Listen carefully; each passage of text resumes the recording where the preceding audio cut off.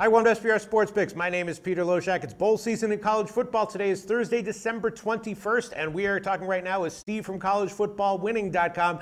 We're going to get his take on a very interesting bowl game matchup from a handicapping perspective. It's the Texas Bowl, Missouri against Texas. And of course, Steve, this is interesting because Missouri made a radical change, a radical turn offensively at about the 1/3 point of the regular season, where they really found their groove offensively and wound up putting 40 points up or more every game and covering game in and game out, except for their last game where they did get a win over Arkansas and put up 40 points, but also gave up a bunch of points. They were a little bit too big of a favorite in that one to get a cover. But before that, they had run off like 6 or 7 ATS wins in a row and doing it with offense. Texas, a very interesting team. They were a good bet overall on the year. Slumped a little bit towards the end of the season, but even towards the end of the season, they showed some nice life and some ability to handle teams with potent, dangerous offenses. They got a nice road win against West Virginia, which was a nice sign for them. So now we come to the bowl game. Will the break harm Missouri's, have a negative effect in any way, or a calming effect or a dousing effect on Missouri's red-hot offense that we saw from the last 2 months of the season? Will Texas be able to contain them? And of course, the other little asterisk for this game is that Texas will have a home state advantage if you believe in those sorts of things. They won't be playing in their home stadium, but of course, this is a Texas Bowl. It will be played in Texas. And right now, it's 2.5 across the board. Missouri's actually favored -2.5. Steve from collegefootballwinning.com. How are you looking at this game from a betting perspective? It's a great introduction, Peter, as usual. You set me up nicely, too, for a lot of points that I'd like to make. So the Texas argument. So the argument for taking the Texas side in this. Texas has played this year USC, Oklahoma, and Oklahoma State. And those outcomes were all within or less than a touchdown. Okay, so they're all Texas straight-up losses, but powerful teams, and they lost by less than a touchdown. This team seem decidedly better than Mizzou, so that means Texas has played a much better strength of schedule than Mizzou. In fact, Missouri only beat one FBS opponent with more than 4 straight-up wins, and that was a 5-7 Vanderbilt team. So there's the argument for Texas is we're thinking much better strength of schedule. They've already seen some pretty serious offensive juggernauts, and they have more or less contained them. Here's my argument against that, Peter. Here's my response to that. The Texas pass defense ranks 107th versus FBS competition. They're facing Mizzou's 19th ranked passing offense and Mizzou's quarterback, Drew Lock, who ranks 7th in passing yards per attempt. So the Texas counter argument to that would be, well, Texas has faced quarterbacks Sam Darnold, Baker Mayfield, Mason Rudolph, and Will Grier this year, all ranked in the top 10 in passing yards per attempt. So if we take those one at a time, we respond to each of those top quarterbacks one at a time. Sam Darnold against Texas threw for 397 yards. Now that was a season high for both USC and Sam Darnold. Baker Mayfield only attempted 27 passes versus Texas, which was fewer than all but 4 games this year for Oklahoma. And he still topped 300 yards passing versus Texas. After Texas held Mason Rudolph of Oklahoma State to just 282 passing yards, Rudolph proved how great Texas' passing defense was the next week by only throwing for 216 yards, considerably less, at West Virginia, a team that ranks 106th in passing defense.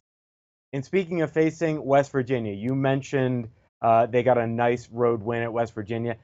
That was a game where they were supposed to face Will Grier, again, top 10 quarterback for passing yards per attempt.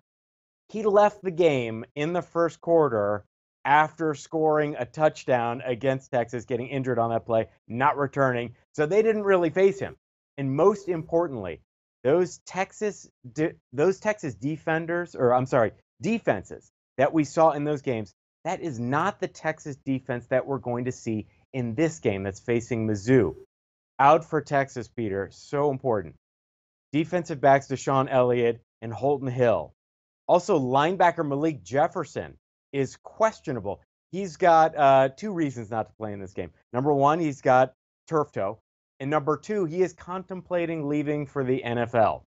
Now, those three guys that I just named, by tackles per game, those are three of the Longhorns' top four tacklers, their top two tackles for lost defenders, 8 of Texas's 15 interceptions, and 5 of Texas's 7 non-offensive touchdowns this season. So that's what I mean. This is not the same Texas defense that we lauded throughout the year that will be facing this high-powered Missouri offense.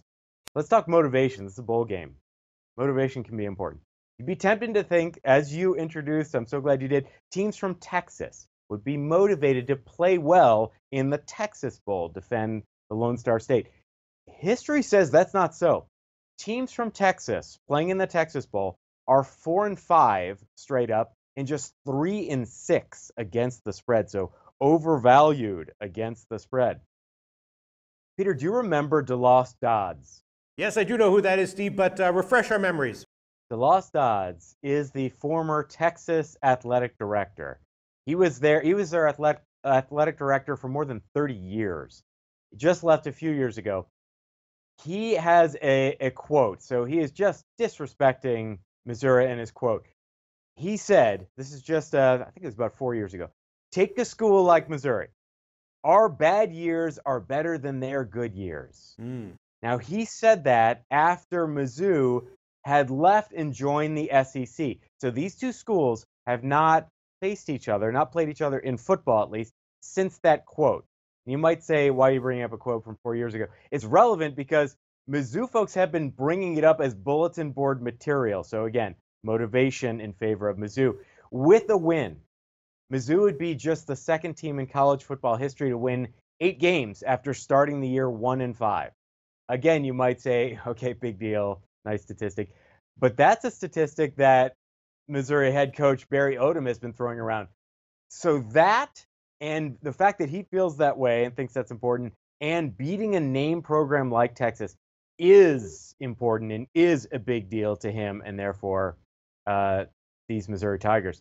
In other words, I think that Coach Odom is going to have his Tigers motivated to beat Texas, whereas the Longhorns head coach, Tom Herman, appears to be more focused on his great recruiting class. You know, yesterday was the early signing day. And I think he's focused on putting this 6-6 season behind him and focusing on the future. So to me, it appears that Mizzou is the more motivated team. To bolster that argument that Texas is less motivated here, Peter, there are at least 3 Texas stars on that team missing this bowl game in favor of the NFL draft. That is not the case with Missouri.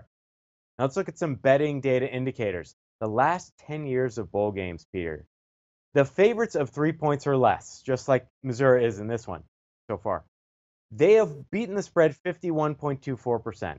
Not a decided edge, but still slight edge. The minority side in Missouri here is easily the minority side. They're getting less than 40% of the public betting by consensus.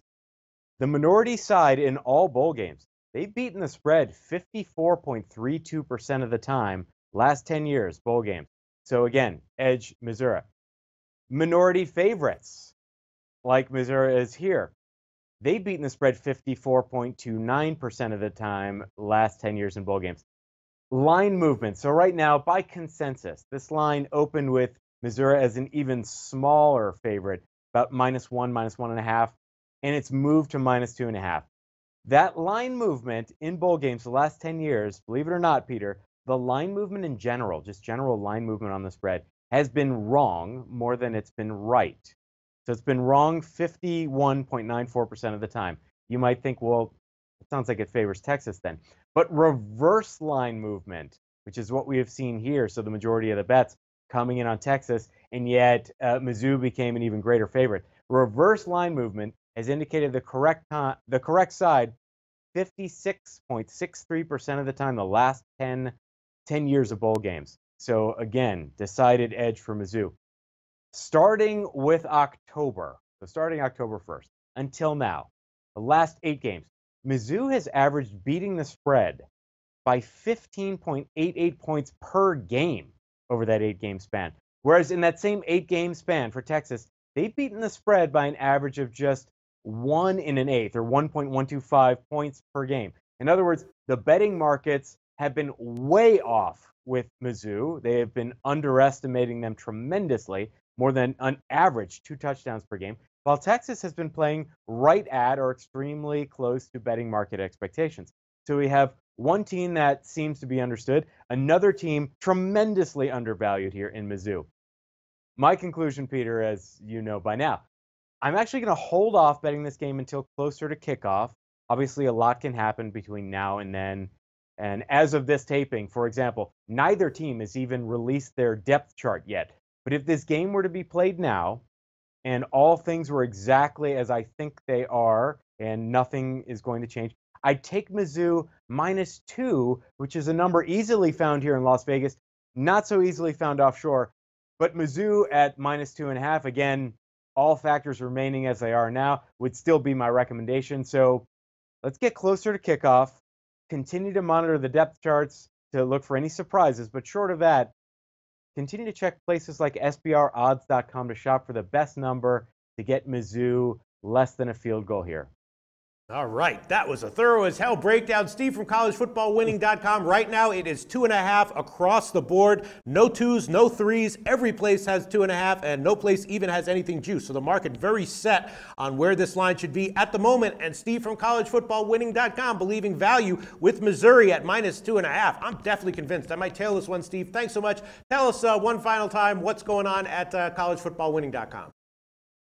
I'd love to, Peter. I don't want to argue with you about this because you didn't bring it up, but there are 2s readily available all over Nevada. Oh, really? So okay. I know it doesn't help the offshore people, but that is something that you could find at the drop of a hat here in Nevada. Not a problem right now as we're tasting. Okay, I'm looking at SBR odds right now and not seeing any 2s anywhere, Steve. But that's, yeah, SBR odds shows offshore books, and Vegas, of course, can have sometimes different lines from offshore for sure.